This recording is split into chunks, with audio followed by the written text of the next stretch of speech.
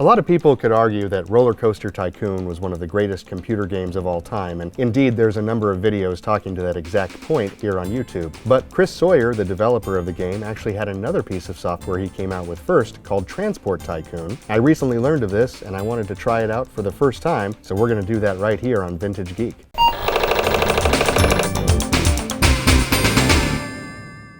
Just a reminder, if you like vintage technology, discussions of old computers, old games, etc., be sure to like and subscribe. It's going to help us a lot as we grow here at Vintage Geek. Recently, I was watching a YouTube video with one of my favorite content creators, Gabby Bell, and she brought up the fact that Roller Coaster Tycoon is known as one of the greatest PC games of all time, but she also went into the history behind Chris Sawyer, the developer of the game, a Scottish software developer, his process, and of course, Transport Tycoon, the predecessor to Roller Coaster Tycoon. One of the things that I really didn't know until seeing her video was that Chris Sawyer wrote all of this software in pure assembly language. So he wasn't using anything like Visual Studio, Visual C++, any of those early programming languages. He was literally manipulating the ones and zeros to make the computers do what he wanted to do, which is pretty impressive considering the depth that goes into games like Roller Coaster Tycoon, which I have played before in my youth, although it's been a number of years. The one game that I have never played, though, is the predecessor, his first game to make mainstream success, which was Transport Tycoon. This game came out by Microprose in the early 90s. We've got a copy of it here in the museum, and we've got our IBM Aptiva mid-90s system ready to play this. We originally were going to try this on a Tandy 4825 that we used in a different video, but that didn't end up working out because the requirements are a little bit too stringent for that old Tandy machine. So we're getting into the early Pentium class here, a little bit more RAM and more sound and video capability. And this machine in itself is a little bit of an oddball and may very well become the topic of an upcoming video itself, but it seems to run the game admirably, and I'm ready to give it a try. Just a quick note, I have never played Transport Tycoon before. I'm familiar with other games that have similar mechanics, so it may take me a little while to get into it here. We're going to limit playtime to about an hour today, so I'm hoping to get a little bit of a full scope of what the program is about, what you can accomplish with it, and just see the level of depth in this early incarnation by Chris Sawyer. So let's get to it here on Vintage Geek. Now, even though this Aptiva is technically a Windows 95 machine, it conveniently still allows you to boot in DOS mode, so I should be able to run Transport Tycoon without any real difficulty. I already set it up to use the Sound Blaster compatibility mode. This machine has an M-Wave type sound card, but it does seem to work so far. So let's kick it off and see what this game looks like.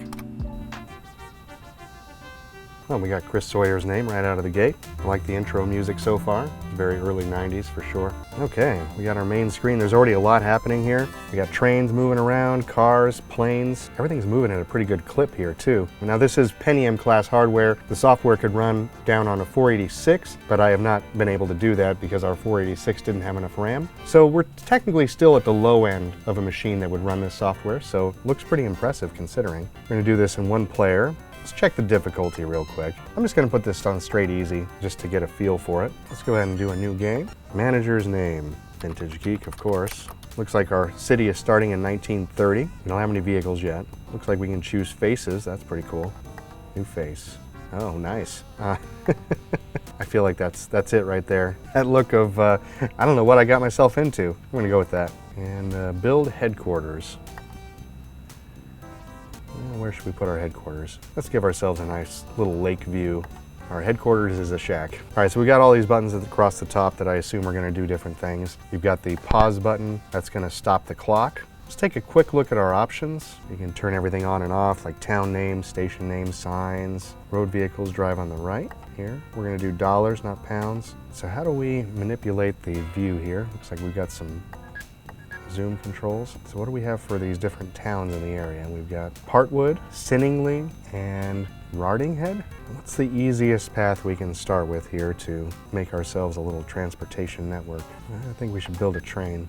All right, so we've got different types of track. This looks very much like SimCity 2000, just the way this whole grid is put together. I don't know if Chris had anything to do with that game, but oh no, the Wedding Hatton Sawmill production is down by 50%. That's terrible. I'm gonna have to help them out. Let's go ahead and pause it so that we can build something without time moving on for a moment here. How do I just move the, oh great, you can move around with the keyboard, perfect. All right, so here's Sinningley. Let's build a train connection. Looks like a sawmill over here. Maybe the time has to be moving to build things? I guess that would make sense.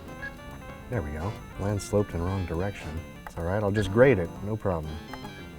Okay, so you can do more than one square at a time. That's helpful. We've just designed a new road vehicle. Would you be interested in a year's exclusive use of this vehicle so we can see how it performs before making it universally available? Well, it's the AEC Regal bus. $10,000 though. I mean, it seems like a good idea. The only problem is that we don't have any roads yet. I'm gonna pass on that one right now.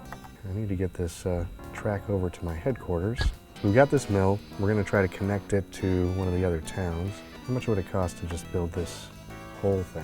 Frindon Hatton Ridge Farm increases production. Let's go ahead and build ourselves a little track over here. I'm guessing we're gonna need to build a train station. All right, now we got a train station. Let's build ourselves another train station. Here's Sinningly. We're trying to service their mill or whatever this is, I guess. All right, so we've got a railroad line. How do we actually get this train working? Okay, a lot of choices here. We can do a Ginty class steam engine. Looks like there's a few different steam engines. There's a passenger carriage, a coal truck. So that's $23,000. We've got $124,000 to work with. The fastest is the A3, and that one is quite a bit of money per year, as well as being 34 grand to start with. Maybe we do the middle of the road steam engine, see if we can make that work. Oh, I have to build it. New transport company launched. Lindborn Transport starts construction near Lindborn. Oh, cool, so they give you like a little window of where your various trains are. That's pretty neat. I guess we'll go ahead and try to finish this out. So the first lorry arrives at Retown South, but I had nothing to do with it. So there are transport companies popping up everywhere. Guess I need to get with the program here. And let's go ahead and raise this land a little bit so we can try to get our train into town.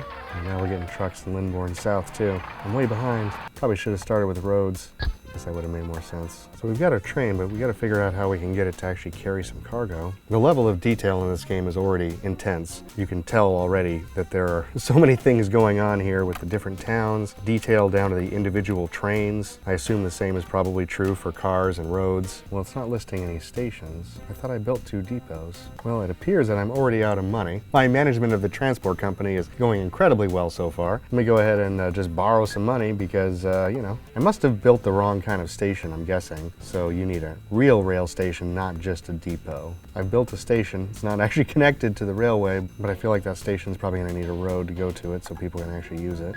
Connect that road. I don't really understand how to build actual curves in the railroad track. It seems to only just make crossing points. I mean, they have ratings for these stations. This is a lot of depth. Accepts nothing. Great. I'm sure you could play this for probably months. Let's build ourselves another station over here. Well, we got 2 passengers waiting. I don't think we have a passenger train though, so that's going to be a problem. So the depots are where you actually store the trains. It has nothing to do with actually transporting goods. It's all starting to make sense to me now. Oh, so you can tell the train what to do. All right, so go to Sinningly, and we're going to go to the other station. So we're probably going to need to build the train so it has some cars that can actually carry people, I'm guessing. It's a real ground-up situation in this game. How about a passenger carriage? And let's put a mail van there too, because there's some people that want to carry some mail. Oh, so each stop you can tell it if you want it to load up, and then we'll unload at Lakeside. All right, so how do I start the train moving? Yes! The train has left the station. Oh, wait, where are you going, train? What are you doing? I told you to go to the Sinningly station. Why are you waiting in that depot? What are you waiting for? It appears that I am stuck in some kind of a railroad loop at the moment. Does not like my track arrangement. Just gonna go back and forth on that track. Wonderful. Now we got lorries showing up at Slough Hatton. My train can't even figure out how to make a turn. Now we're talking. All right. Steel mill's really failing. There we go. Now we actually have a continuous path. All right. The first train arrived at Sinningly. Making some progress finally. And give ourselves a road over here. Aircraft? Somebody's already building airplanes? Oh no, the train's broken down. All you were doing was loading things up.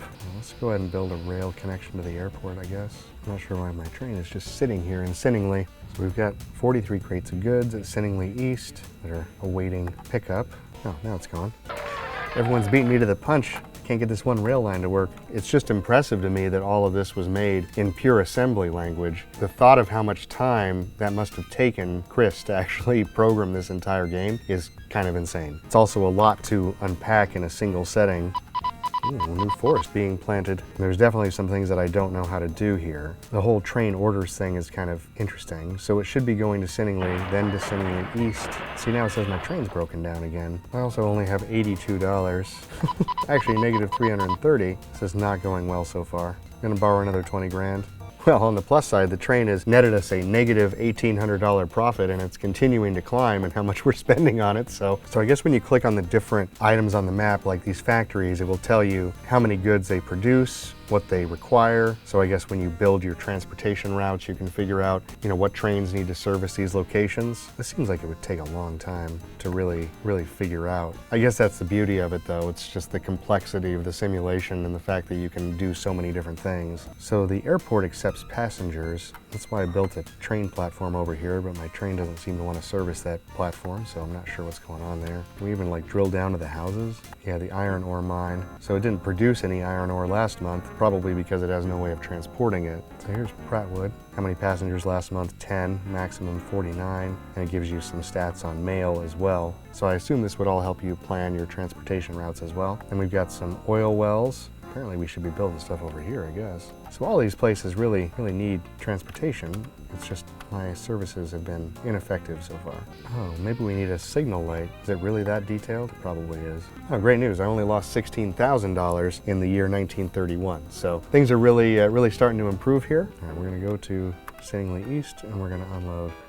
Oh, it finally gave me credit for a train arriving at Sinningley East, although I'm not sure what it's doing there because I don't think we picked up any goods at the other train station. It can't seem to get past this depot because of the fact that it turns into it, so I'm just going to go ahead and disconnect one of those. Oh, the train's starting to do better, though. It's only at negative $448 profit. Compared to last year, it was like $2,400, so, this is great. There's got to be a way to automate this whole process of where it's going, though. I can force it to move through the order, but it's like it's not doing it on its own. Then it goes to the depot and turns itself around, even though it's supposed to go to Prattwood Lakeside. The farm production's definitely going to be down. We haven't even gotten there.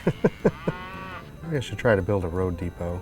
Well, I guess we can get that Regal bus. We might as well, right? I think we have just enough money to do that without taking out another loan. So I'm going to bankrupt this whole place. So I'm going to have the bus go to this transfer station that I just set up. I guess we're going to do another transfer station somewhere else. Let's build ourselves a bus station. Okay. It's that broken down train again. I don't know why it just breaks down sitting on the platform. All right, here's our bus. Is this going to work? We're sending the bus to go pick up some passengers in the other town on the road that we just built. So far, the bus seems to be following the path a lot better than the train does. Oh, Sinningley now accepts passengers. Fantastic. Is that why the train's been breaking down the whole time? It just didn't accept any? So the bus is trying to get to the station, but it's not working out. Am I just going to have to bulldoze that station and build it somewhere else? Okay, so catchment area highlight. I guess that must be all the blocks that it can accept passengers from. Oh, I see the problem. I actually must have made it so that the lot is facing this other property, not the road. It's very particular about orientation. Let me see if I did it the right way on the other one. Nope, I definitely did not. Ooh. A new railway locomotive is now available, which is great because I have zero money left probably after all of the spending I've done on new roads and buses. Oh great, another transport company was launched. Okay, now the bus is heading back for Prattwood. Hopefully this time it'll be able to actually get into the station to pick up some people. That darn train is always breaking down. Should be a lemon law or something. Yay! The first bus arrived at Prattwood. Finally, I got the parking lot oriented the right way. How many towns are there in this place? Well, I'm glad to see the train is now running past other train stations. That's good to see. All right, Sinningley transfer, great. Oh, so it's gonna go pick up 26 passengers from Prattwood. Honestly, 1933 is working out great so far. We've only gone down by $58 in the first few minutes. What happened to my train? Someone built like a soccer stadium next to our train station? That's pretty cool. I'm glad somebody has confidence in our rail line. I feel like overall, this game has a ton of depth. I'd love to play this more if I had a full weekend that I could give to it just to try to figure out all of the mechanics. I'm extremely impressed with the development work on this in general. Again, this was all done in assembly, which is crazy to me. Just the amount of detail. Everything moves very smoothly. This is a Pentium class machine, but honestly, with all the little news updates and everything that happens on screen while you're going, the sound effects, the music, it's a really nice game. I definitely want to get better at this game because I will be honest that an hour of game time barely barely allowed me to scratch the surface of how this thing works, but I'm impressed with the game enough to definitely want to play this some more. Thanks to Gabby Bell for letting us know about this particular game. I was not aware of the predecessor to Roller Coaster Tycoon. So Transport Tycoon, what a great game. Really glad we got a chance to play it, and it's a great example of some of that kind of early 90s getting into the Windows era of technology. Really impressive, and glad we got a chance to play this here on Vintage Geek. As always, if you like vintage technology, discussions of old computers and games, be sure to like and subscribe. It's going to help us a lot as we grow the channel. Also, if you'd like a shirt like the one I'm wearing today, or maybe a great souvenir like a coffee mug, be sure to check out the link in the description for our merch store. Until next time, I'm Aaron, and this has been Vintage Geek.